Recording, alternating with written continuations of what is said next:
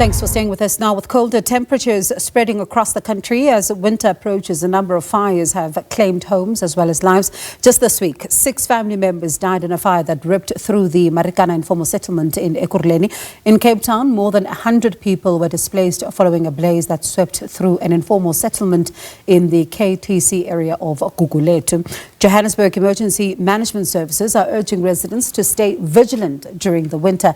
And let's now speak to my colleague, Full View anchor Mbali Thetani, who is going to be in conversation with Robert Mulawuzi from the Emergency Services. And Mbali, of course, where you are definitely freezing. Better luck for us in studio. But when you think about the fact that tonight there could be communities that could be resorting to braziers, resorting to different ways of keeping themselves warm, and these are not always advisable, particularly as to how dangerous they can actually be.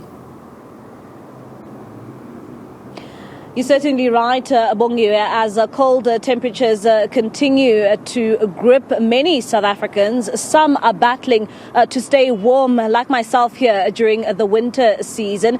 And some are even resorting to unsafe conditions, like you are mentioning, some of those braziers which are being used and others using candles which are unattended. And of course, this has resulted in a number of fires, not only just in Johannesburg, but throughout the country. And this is, of course, as many emergency services continue to respond to this. And you'd remember just last week, just here in the country, we did experience that cold front. And I must say that, since then, we've continued really to see cold weather conditions continuing to grip many parts of the country. But just to give us a bit of more insight in terms of how they have been responding and handling some of the wet or rather cold conditions during the winter season is Robert Mulawuzi, the Johannesburg Emergency Management Services spokesperson. Robert, it is very cold. We are even expecting a colder winter as winter approaches from next month. How bad has it been in terms of when you look at, the temperatures being experienced and resulting in some fires being experienced in some of our areas and communities? Thank you very much, Mbali, and thank you very much to the viewers out there. Yes, it's extremely cold in most parts of the city of Johannesburg and, of course, in most parts of the country. During this time of the year, as a fire service, we normally see an increase in terms of the number of fires which, occurs in most of our, informal settlements. Maybe because of some of the heating devices which they use, because they're still using braziers or imbaula, paraffin stoves, candles, so most of those stoves, you find that they're not regulated. Some of them, they explode when they're in use.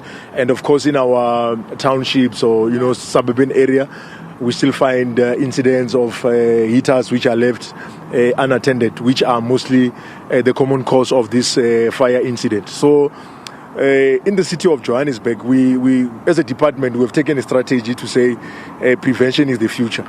We cannot really continue to chase fires, on a day-to-day basis. We have to make sure that we empower our residents. How do we empower them? We make sure that we've got our officials who are on the ground on a day-to-day basis, not waiting for, the winter season.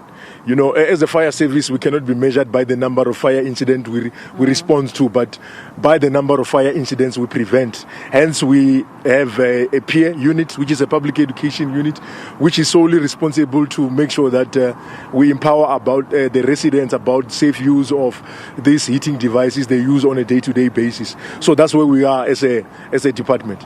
Quickly, maybe if you can just give us some statistics for this month of May as we approach June. How many fire incidents have you responded to as the Johannesburg Emergency Services? Yeah, I think in Johannesburg we respond to a number of incidents,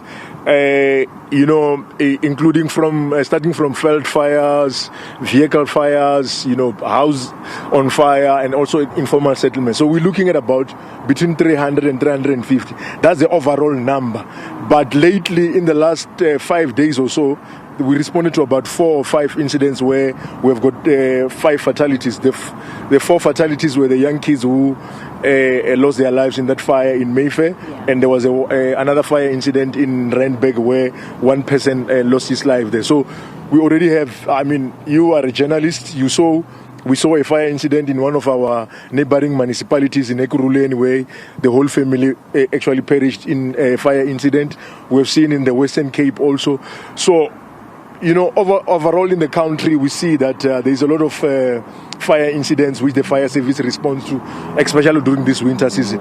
Hence, it's very important for us as a fire service to say, let's have people who are on a day-to-day basis going out into our communities to ensure that at least the residents, they can be able to do something. Some of the incidents, they will be able to prevent them. If they do happen, then they're able to prevent them as and when, before that fire, gets out of hand. And Robert, we know that usually as the Johannesburg municipality, you have a safety campaign in which, you embark on, particularly as we approach the winter season. Tell us more about that. And if you don't mind, just demonstrate for our viewers as well. Yeah, so right now in winter season, actually in the next week or two, we will be launching our winter fire safety campaign in Alexander, of which most of the people will be aware that we normally have a number of fire incidents in the area. So in our public education officials actually assist our residents to use some of the heating devices which they use on the day-to-day basis. If you look here, we have got a safe way of using a candle. Mostly our residents use a cold drink bottle or a beer bottle. I chose the cold drink bottle because it's obvious I drink cold drink. So there we're just showing the safe way of using a candle where residents can just take, old peanut butter, mayonnaise bottle, the one which you can break. So you'll just fill it up with sand, as you see there. You cut it into two halves. One part, you stick it inside the candle jar. So this jar, as it burns, you see, it creates that, light. Yeah, and then as it burns, as it reaches where the sand is, it will actually extinguish itself. So therefore, you're not going to have a fire incident at home. So even if you want to hold it, like you are able to walk around in a room without any, But this one, if you look at this one, as the candle gets heated, it's either, if it's longer, the candle will fall. It's either it catches a curtain or anything which can burn around the house. We know that most of our residents, they use cold drink bottles to store paraffin, which is also a danger to young kids. So hence we introduced this kit here, which you see here. We call it a Josie Safety Kit, where we're trying to introduce some of the heating devices which our residents can be able to use safely in order to prevent fire incident. Of course, the bucket, they will ensure that they fill it up with water all the time. So when there's a fire incident in their area, mostly in the informal settlement, you'll find out that they've got like a communal tap where they're using, the residents in that area. So they'll form up a chain and then they'll hand over each other that bucket to extinguish the fire.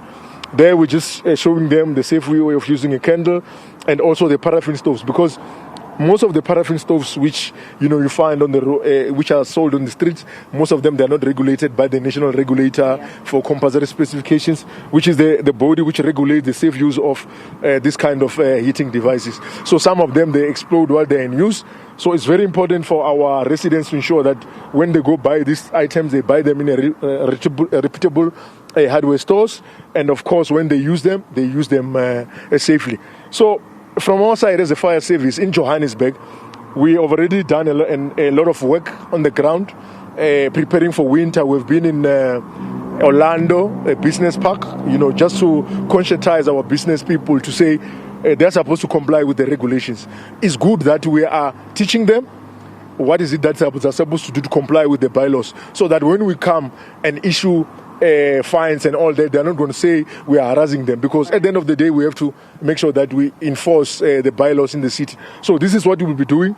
They will be seeing us in churches, community centers and everywhere where there's people educating our communities about a safe use of these heating devices during this winter season. All right, Robert, thank you so much for your time. That is Robert Mulawudzi there, the spokesperson from the Johannesburg Emergency Management Services there, Bongiwe, just giving us an insight in terms of what what they will be doing as we approach the winter period. Also, they're emphasizing that they have been going throughout various communities to try and teach them in terms of how they will be remaining safe during, the winter period and during those very cold days that we have been experiencing over the past few days.